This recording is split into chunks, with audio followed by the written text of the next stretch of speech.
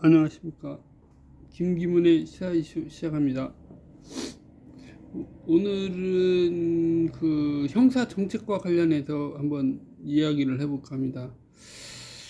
이제 우리나라에서 많은 그런 강력 사건들이 있었죠. 제가 알기로는 큰 사건으로 보면 그 유영철 사건이 있었고, 그 지존파 사건, 그리고 우순경이라고 우모 순경이 있었는데 그 사건이 아마 굉장히 컸던 것 같습니다. 말 그대로 지존파 사건은 정말 극악무도한 사건이죠. 어떤 여성을 납치를 해가지고 이제 남자친구를 살해하도록 해서 공범을 만들어 갖고 범행을 계속 하려고 그랬고, 5명 정도 되는 범인들이 심지어는 같이 범행을 모의해서 하던 그 사람까지 말을 안 듣는다 해갖고 이제 죽인 사건이었는데, 그 사람이 김기보였는데 뒤는 모르겠네요. 하여튼 그런데 그 사람은 목표가 뭐 10억을 만들겠다 해서 이제 각자 10억을 만들겠다 그런 거였던 것 같습니다. 그렇게 해서 목적이 이제 돈을 노리고 사람을 죽이고, 심지어는 그 시골에 집을 허름한 집을 사서 고치고, 그 주차장을 따로 건물을 하나 줘가지고 그 지하에 그 감옥을 만들고 거기에 화장장까지 만들었다고 합니다. 그래서 이제 사람이 안 볼 때 이제 시신을 갖다 죽여서 태우고 그렇게 했던 아주 흉악한 범죄죠.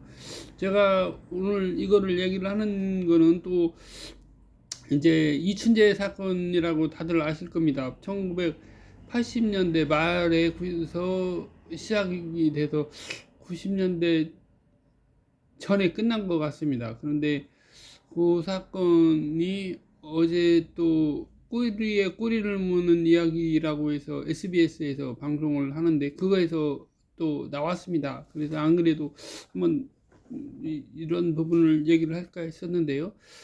이제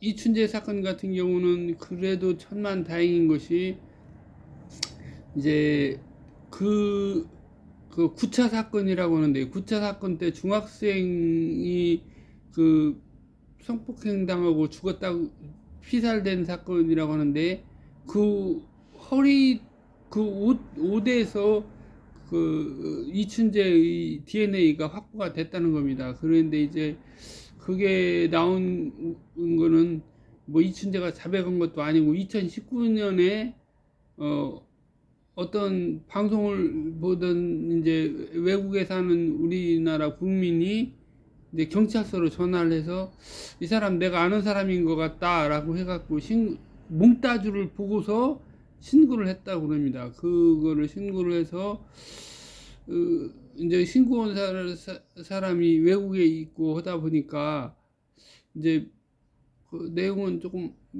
그 사람의 신고 내용이 방송에서 조금 애매하게 설명이 됐는데, 조사를 하러 가야 되면 피의자를 조사를 해 가야 되는데 그 사람은 외국에 있었다고 그랬거든요. 그러면 이춘재가 아니라는 얘기이기 때문에 아마 다른 사람을 신고를 했는데, 공교롭게도 그게 수사 단서가 돼서 장기 미제 사건 수사팀이 재감정을 의뢰하는 과정에서 이춘재의 DNA가 확보가 됐다, 그렇게 보는 것이 맞는 것 같습니다. 그 방송에서는 그렇게 상세하게 언급이 안 됐거든요. 그런데 어쨌거나 방송에서 그 이춘재가 나온 사건이 그렇게 이제 조사를 해가지고 이춘재의 발언을 유도를 해내려고 했지만은 쉽지 않았다고 합니다. 뭐 이춘재로서는 자기에게 전혀 이득이 될 일이 없는데 뭐 들춰낼 필요가 없었겠죠, 당연히. 심지어는 이춘재가 모범수로 해서 1급 모범수였다고 합니다. 그 교도소에서 1급 모범수로 무기징역을 살고 있었다고 하고요. 무기징역을 살게 된 거는 90년대에 청주에 살고 있었다고 하는데요. 청주에 살고 있었는데 이제 이춘재가 아마 서울이 이게 어쨌거나 이춘재가 3월 달에 한 건데 범죄는 어디서 일으켰는지 구체적으로는 모르겠는데 그게 청주에서 일어났다는 얘기인지는 모르겠습니다만 그 처제가 피살된 사건에서 조사를 하는데 수면제를 먹여서 한 정황이 나오고 또 성폭행을 했고 죽였다 이렇게 하다 보니까 또 저항 흔적이 없다 그래서 가까운 지인일 것이다 라고 해서 그 가족들을 이제 탐문을 하려고 해서 했는데 그 모여 있는 자리에서 보니까 이춘재만 아무런 뭐 무표정이고 뭐 슬퍼하는 기색도 없고 그렇더라는 겁니다. 그래서 의심을 갖고서 하나하나 살펴보다 보니까 만나기만 했다라고 했는데 나중에 이제 증거가 나오고 하니까 그래서 이춘재가 밝혀졌다는 겁니다. 그래서 이춘재 이 범행이 밝혀졌고 앞서 2019년에 수사 단서가 되었던 그 신고건을 살펴보면은 이제 2010년에 그 전에는 DNA 확보에 관한 그런 법률이라든가 이런 게 없었다고 그러고요. 그래서 그 이후에 법이 생기면서 DNA를 확보를 하는 데서 강력범죄라든가 성범죄자들에 대해서 DNA를 확보를 해서 그 DNA 기록이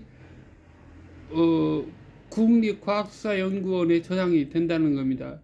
그런데 이게 조금 이제 그 DNA 확보 자료가 제가 알기로는 국립과학수사연구원에도 있고 검찰에도 따로 있고 이렇게 알고 있습니다. 그러니까 이제 관리 시스템이 이중이라는 거죠. 그 경우에 따라서는 그렇다 보니까 한쪽에서만 조회를 할 수도 있고 그러한 문제가 있는데요. 제가도 예전에 그런 부분들을 통일해서 해야 된다라고 해서 수년 전에 건의도 한 일이 있었습니다만 당시 수사 체계로는 분명히 검찰 수사 따로고 경찰 수사 따로기 때문에 국립과학수사연구소가 국립과학수사연구원으로만 발족이 됐지 정보 통합에서 관리하는 거는 아직은 아마 안 돼 있는 걸로 알고 있습니다. 아무튼 그런 상황이고요. 그래서 중요한 거는 현재 이춘재가 그 사건으로 처제 성폭행 살인 사건 그거 하나로 해서 기소가 되어서 무기징역을 받고 있는 상황인데 그 후에 8건에 대한 이춘재의 범행과 숨겨져 있던 또 다른 2건의 범행이 드러나서 10건의 범죄가 적발이 됐는데 이 범죄가 다 공소시효가 끝났기 때문에 이춘재를 추가로 살인범으로 처벌할 수가 없는 문제가 됐고요. 그 2005년 이전의 사건에서는 이제 공소시효가 25년이기 때문에 어떻게 해도 공소시효 적용을 받을 수가 없어서 그런 거죠. 그래서 참 안타까운 부분이고요. 결과적으로 우리나라가 1999년에 김대중 대통령 당시에 이제 그 살인범에 대해서 집행을 하고 사형 집행을 하고 그 후에 이제 사형 집행이 없었던 거죠. 그래서 현재 사형 폐지 국가로 분류가 되어 있다고 합니다. 그렇지만 제가 볼 때는 이거는 안 맞다라고 생각이 되고 저도 문재인 대통령 때하고 현 윤석열 대통령 때도 그런 얘기를 했습니다만 유영철이나 심지어 지금 뭐 여러 가지 흉악범죄가 그 후에도 많이 발생했죠. 이은혜 사건, 이은혜 가평 계곡 사건이 있었고 또 고유정이 자기의 전 남편을 잔혹하게 피살을 하고 시신을 훼손한 사건이 있었습니다. 그런데 이런 사건들을 우리가 눈뜨고 구경만 하고 있어야 되는가? 고유정의 사건에서도 그 범행 자체가 이제 우발적이냐 아니냐에 대한 다툼 끝에 우발적인 범죄 이런 식으로 돼서 사형이 아니고 무기징역으로 선고가 된 걸로 알고 있습니다. 1년에 한 건 있을까 말까 한 사형 선고가 되고 있다고 하는데, 문제는 헌법재판소에서 사형 폐지와 관련된 헌법 소원에 대해서 지금 한 작년 말쯤에 제가 알기로는 이제 모든 변론이 끝났거든요. 그런데 선고를 안 하고 있습니다. 지금 선고를 안 하고 있고, 지금 이러한 갈수록 흉폭화되고 청소년 범죄도 급증하는 상황에서 우리나라가 정책을 어떻게 할 것인가. 만약 지금 같은 시스템으로 따지면 우리나라에서는 만약에 제노사이드라고 하죠. 그 뭐 반일련 범죄라고도 할 수 있는데, 특정 그 집단 뭐 예를 들어서 뭐 일제가 벌였던 뭐 우리나라 국민들에 대한 학살이라든가 유태인에 대한 나치의 학살, 이런 걸가 말 그대로 반일련 범죄 제노사이드라고 하는데, 종교적인 이유라든가 뭐 혈연 관계 이런 이유, 그 이유를 불문하고 특정인이나 특정 집단을 말살하는 그런 것을 제노사이드라고 해서 중대 범죄, 공소시효가 없는 범죄라고까지 합니다만, 지금 우리나라가 그런 식으로 해서 사형을 폐지한다라고 하면 이런 제도를 막을 수가 없다는 겁니다. 우리나라에서 6.25 전쟁 중에 1950년대 6.25 전쟁 중에 당시 서울지방검찰청 검사였던 오제도가 이승만 대통령의 명령을 받아서 만든 보도연맹이라고 있습니다. 보도연맹 사건, 보도연맹원이 한 20만 명 정도 됐다고 하는데, 실질적으로는 이 사람들이 뭐 사회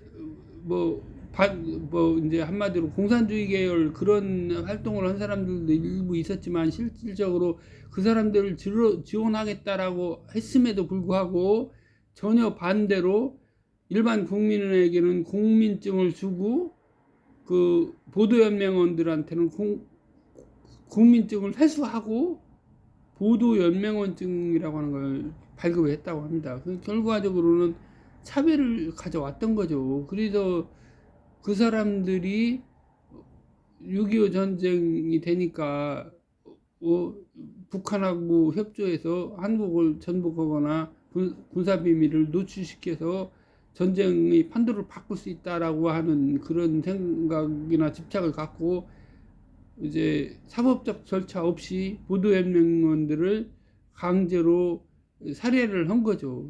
뭐 10만 이상 되는 걸로 알고 있는데, 그게 이승만 대통령의 명령으로 실행이 됐는데, 그게 바로 제노사이드라고 볼 수가 있습니다.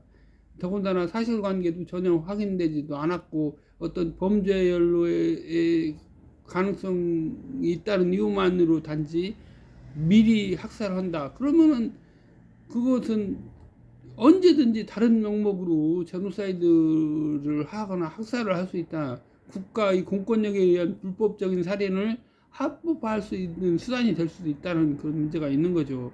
어쨌거나 중요한 거는, 그래서 결과적으로 제노사이드 범죄를 막기 위해서도 최소한의 반일련 범죄들 등에 대해서 사형이 이루어져야 되고, 제가 볼 때는 최소한 유영철 같이 전혀 반성의 기미가 없는 사람들에 대해서는 속히 사형 집행을 해야 된다, 이렇게 생각을 합니다. 이상 뭐 내용이 갑자기 좀 길어져 가지고 내용을 짧게 마치도록 하겠습니다.